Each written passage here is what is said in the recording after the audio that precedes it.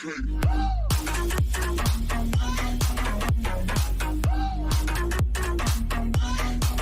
morning, students.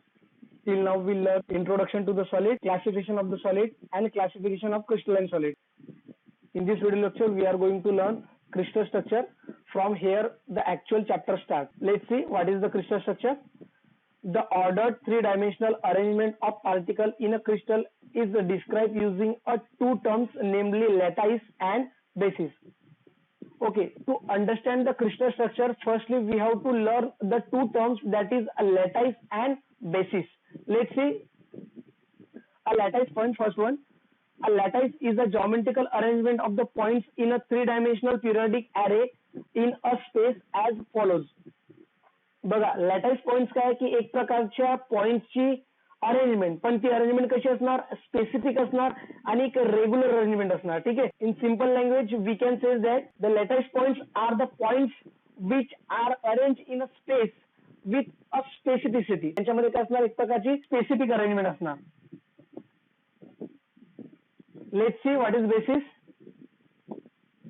Bases are those atom or molecule which are placed on the lattice points in a three-dimensional structure given as follows. आपण आताच बघितलं की lattice points म्हणजे काय, असे points आहेत की जे स्पेस मध्ये कसे गेलेले आहेत, स्पेसिफिक अरेंज झालेले आहेत. ठीक आहे.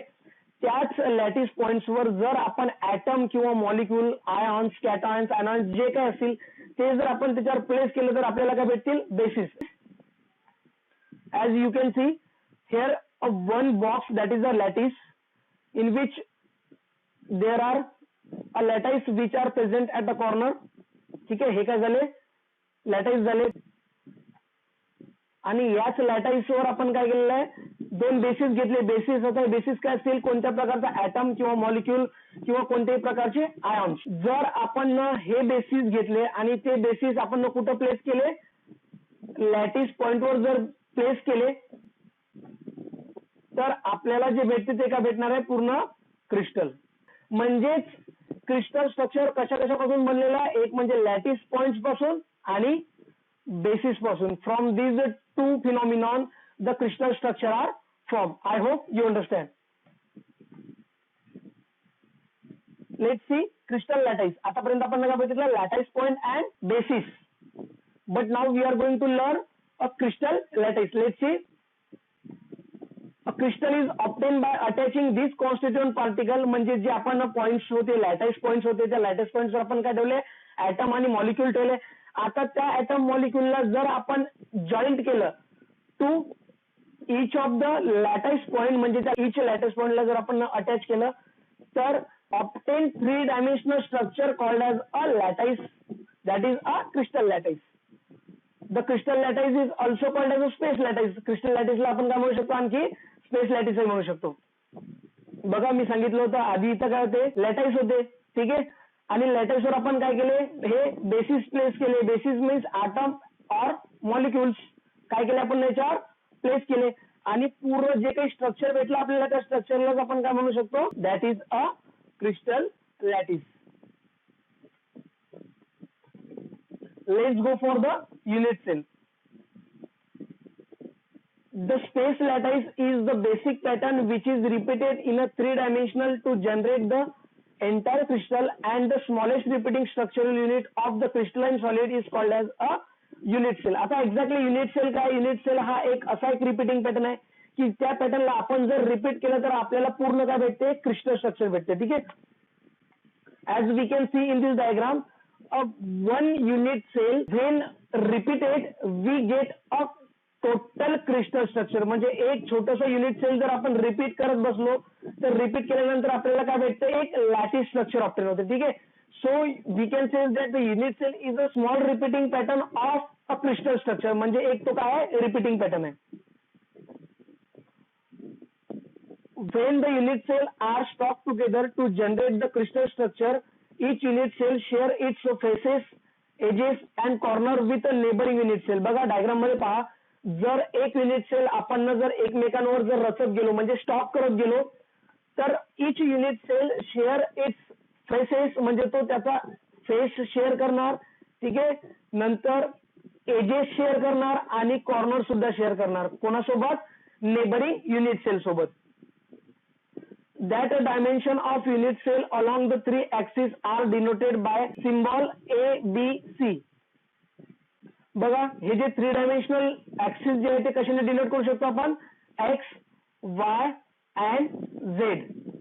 आणि युनिट सेलची प्रत्येक एज कशाने डिनोट करतात, remember this thing, the edge of the unit cell is denoted by small a. The angle between these axes are represented by the symbol alpha, beta and gamma as shown above. Axis च्या मध्ये जे काही angle असतील that angle will denoted by alpha, beta and gamma. ठीक आहे, म्हणजे जे काही ऍक्सिस असतील ऍक्सिसच्या मधात जे काही अँगल्स असतील ते अँगल्स कशाने डिनोट करू शकतो आपण, alpha, beta and gamma. Type of unit cell. There are 4 type of unit cell. Let's see one by one. Primitive or simple unit cell. In primitive unit cell, the constituent particle are present at its corner only. बघा आता जो काही unit sale असेल त्या unit सेलवर जे काही constituent particle असतील, ॲटम, मॉलिक्यूल, आयन जे काही असतील ते कुठे प्रेझेंट असतील, फक्त आणि फक्त कॉर्नरवर प्रेझेंट असतील. You can observe the diagram. Here are the unit cell in which the constituent particle are present only at their corners. म्हणजे जे काही पार्टिकल्स, ॲटम्स, आयॉन्स, मॉलिक्युल्स असतील ते कुठे प्रेझेंट असतील, फक्त आणि फक्त कॉर्नर ॲटमवर. ठीक आहे, लाईक दॅट की प्रत्येक ॲटम और मॉलिक्यूल कुठे प्रेझेंट असणार आहे, फक्त आणि फक्त कॉर्नरवर. ठीक आहे. The second one that is a body centred unit cell. In this type of unit cell, one constituent particle is present at the center of its body in addition to the other corner particle. बघा आता आपण फक्त primitive unit cell मध्ये काय पाहिलं की all the atoms are present at corners only, but here it will present at corner, but again there is a one extra particle which is present at the center, that is at the center of the body. As you observe the diagram, there are 8 particles which are present at corner of the unit cell, and the one particle, that is the one extra particle which is present at the center of the body. जर आपण 3 dimensional मध्ये जर पाहिलं तर look like दिस, म्हणजे एक जो blue one दिसतोय, डार्क ब्ल्यू दिसतोय, तो काय झाला, सेंटर ॲटम झाला, आणि 8 particle which are the corner particle. Okay, which is collectively called as a BCC, that is a body centered cell. A third one, that is a face centered unit cell. In this unit cell, a constituent particle are present at the center of each of the faces. In addition, other are the corner particle.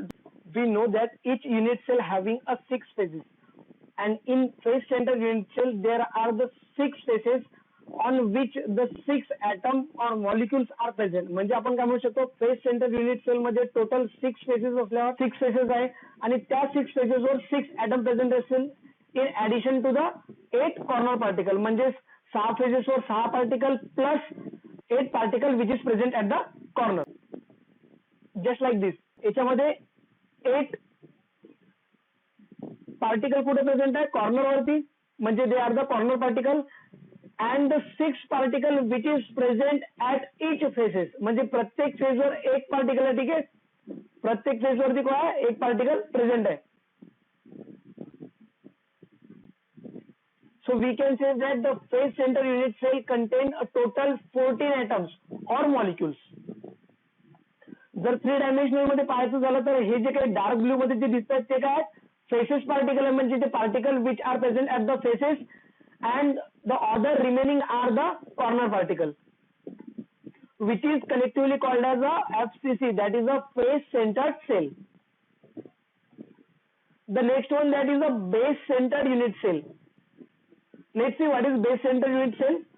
This unit cell consists of the particle at the center of any 2 of its opposite faces in addition to the corner particle. आता बघा, corner particle प्रत्येक unit sale मध्ये common आहे, but in these base centered unit cell the particle are present at opposite faces. म्हणजे कोणत्याही faces जर consider केल्या, जर आपण फ्रंट आणि बॅक वाली जर फेसेस केली, जर ह्या काय झाल्या, ऑपोजिट फेसेस झाल्या, त्या ऑपोजिट फेसेसवर ॲटम प्रेझेंट असतील in addition to the other 8 corner particle म्हणजे 8 corner particle plus opposite faces चे particles.